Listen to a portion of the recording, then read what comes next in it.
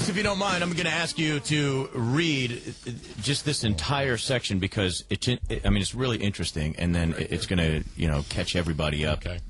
Because we haven't seen Frank in a little while. Yeah, it looks like he's gained weight, a little fatter. Watch it, wait, buddy. That's me. I'm sorry, dude. I'm kidding. And you got your buddy in the corner there is Mr. Happy, right? Bodyguard. I don't know what he's pissed about. I don't know what we did wrong. That's your bodyguard? He's militant. Thank God you can fight, because I'll drop him. That's his job. Thank God Frank can protect himself, and he doesn't need it. Right, exactly. All right. Oh, he just raised his eyebrows like, oh, really? Dude, we're kidding. We're radio geeks. Just radio. Okay, well, he's a radio dork. I know a few things. What do you know? You know nothing. Oh, yes. You know what? Ninja skills. Yeah. That's right. I've seen him. You dive at the ankle and you just hold on. Right, all right, go ahead, read it. All right. From the age of 12, Frank was placed in various foster homes, group homes, and crisis centers. Skip to the child. I don't want to get into all this sexual activity. Yeah, right. Yeah, I'm crying over here. All right. In 1994, Ken began to train Frank, Ken, of course, your brother, in submission fighting. Frank accompanied his brother to bouts in the Ultimate Fighting Championship, the UFC, and grew to love the sport. He became a member of Ken's training school, the Lion's Den, and made his debut in the Pancrase organization? Pancrase organization, December of 94. God, you're old. Shamrock found success in Pancrase, but after Ken departed the company, Frank's relationship with the organization soured. He lost to Bass Rutten in May 96, and later that year lost to John Lober in Hawaii's Super Brawl. After his loss to Lober, Shamrock shifted the focus of his career exclusively to mixed martial arts. Within the Lion's Den, Frank trained up and upcoming stars like Jerry Bolander, Pete Williams, and Guy Metzger. He also developed a close relationship with Maurice Smith, who trained him in kickboxing. Shamrock went on to compete in the Rings promotion, as well as the Vale Tudo Japan 97. Is that right? That's right. God, oh, thank you very much. And UFC Japan. In 97, Frank had a falling out with Ken and Bob. They would not communicate again until Bob became terminally ill years later. Now, in separate interviews aired January 18th, 2007, by SureDog.com's Beatdown radio show, both Ken and Frank said they remained estranged. Frank claimed Ken had spurned all attempts at reconciliation. Ken accused Frank of treating their adopted father badly. This is quite a story. Shortly afterwards, Shamrock fought the undefeated Kevin Jackson for the UFC middleweight title. Shamrock forced Jackson to submit to an armbar in 22 seconds. 22 seconds. Nice. It was 14. Okay, it was really? 14? Really? It was 14. Badass, yeah. Okay. Bad timer. Yeah. He went on to defend the belt successfully against Igor Zinoviev and Jeremy Horn. In October 98, Shamrock avenged his earlier loss to Lober, beat him in 7 minutes, 14 seconds, at UFC Brazil. Lober had made the return to match personal by sending insulting and crude emails. He did. Really? He said he was going to strangle me like John Benet Ramsey. Oh. Can you believe that? That's brutal. Wow. That's bad. That's bad. In September 98, he defended his middleweight title against Tito Ortiz, UFC 22. I didn't know you beat Tito. I didn't either. I spanked him. I came and told you guys. He's got a glass jaw. Yeah, I You remember. guys were drinking heavily back then. Yeah, that's right. Is that what it was, drinking? Now we're cleaned up, unfortunately. Thanks for the cover, buddy. Yeah, really, wink, wink, nudge, nudge. With Shamrock winning after an elbow and punches to Ortiz's head and tiring him out for over 19 minutes. Shamrock then relinquished his title and retired from the UFC. There have been rumors that Shamrock retired simply to leave the UFC without having been defeated for the title. All right. And you were the badass of the UFC. Why are you not returning to the UFC? They suck. Really? There are a couple others. There's the Strike Force. There's all this other stuff. What are you with now? Why are you saying that, Frank? Well, you know what? Maurice and I, we've been there for a long time, and you'll never find our name on their websites. You'll never find anything. Yeah, they tried to erase the history of the UFC and kind of recreate it for their own financial gain, which I'm all about for making money. But you know, they did it in a way, and they're doing it in a way that's not that cool, and they're not taking care of the athletes. So is this Dana White? Sport. Yeah, Dana White, Dorky White. So they're not really. They're not really. You know, they're in it to make money, and you know, I get the whole capitalism gig, but sure. But Frank, you're such a badass. I mean, people want to see you, and you walked away from that in a way that few have. Like, you know what? I've proven myself. I've dominated. There's no one that can touch me. And then for you just to walk away, they have everyone's attention right now. It just kind of sucks that we might not see you. I mean, we're going to see you on Showtime, but we might not see you in some of these other bouts. The UFC now is so popular. Right, it's huge.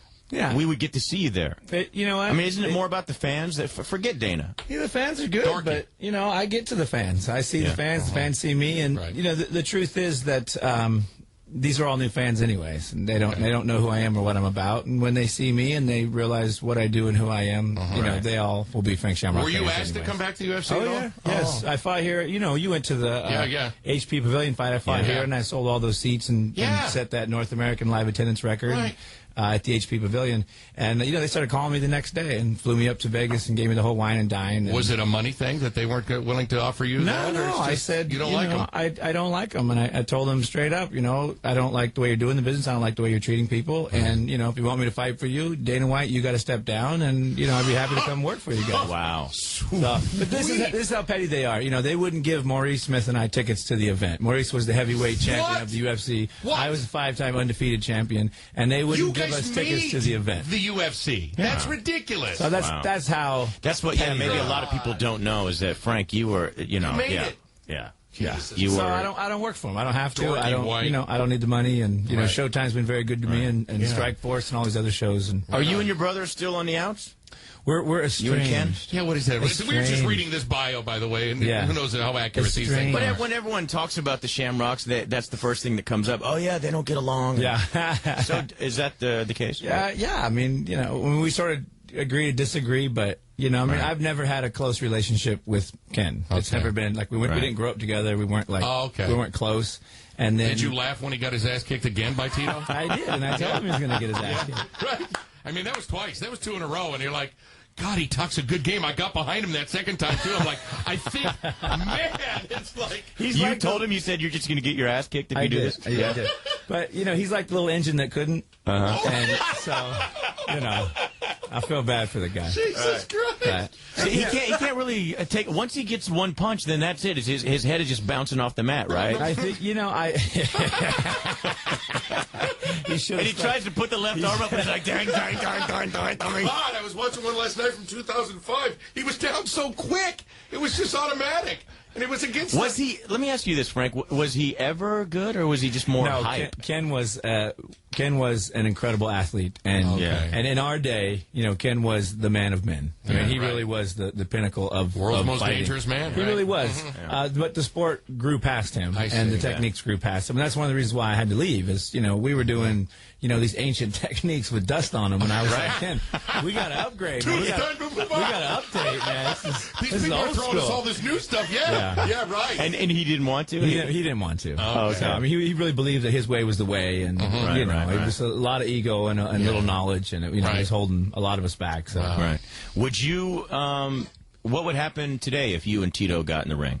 Oh, I would smash Tito. Tito's still scared to get hit. Yeah, Tito he's is all still, mouth. I mean, Tito, as big and as in shape as he is, he's still scared to get hit. And if you hit him and push him and threaten him, he'll fold for you. Right, gotcha. Right. What about this St. Pierre? He looks pretty good. Yeah, he's pretty good. badass. He's the new, he's the new future of MMA. Right. He's the well-rounded mixed martial artist. He good. surprised me. That guy. Yeah, good guy. He seems really nice fighter. and humble too, as well. That stupid accent, though. I hate that crap. Is Canadians, man. Take off, Hoser.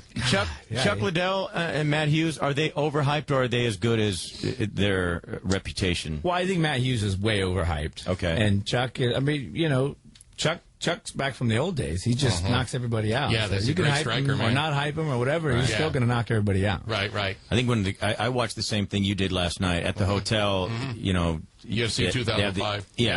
For the year. Who was it? Was Banner and Bonner and Forrest. And Forrest. Oh, that was a great. That first round was insane. insane. That was awesome. Has MMA, do you think it's taken over for boxing? Because Elvis and I, after we watched that last night, we called each other and we're like, why would you even watch boxing after fights like that? Yeah. It's boxing. boring. Boxing's done. Yeah, it's an antiquated, old idea. Maybe Ken should try that now.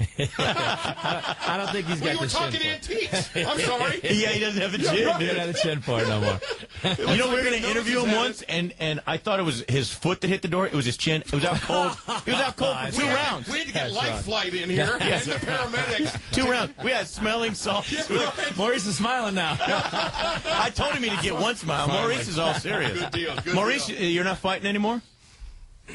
Yeah, Oh, turn that on right there for him, would you, Menace, before he kills you? Yes, I'll be fighting May in Chicago for IFL. He's fighting Marco Huas. Marco Huas. Okay, I got the rematch. Dig it. Yeah. What is the deal with? I have a quick question. So, I mean, when we got here, you said, this is my trainer, but do you feel the same way about Frank? I mean, do you guys you train one another, or how does that work? Pretty much. Yeah.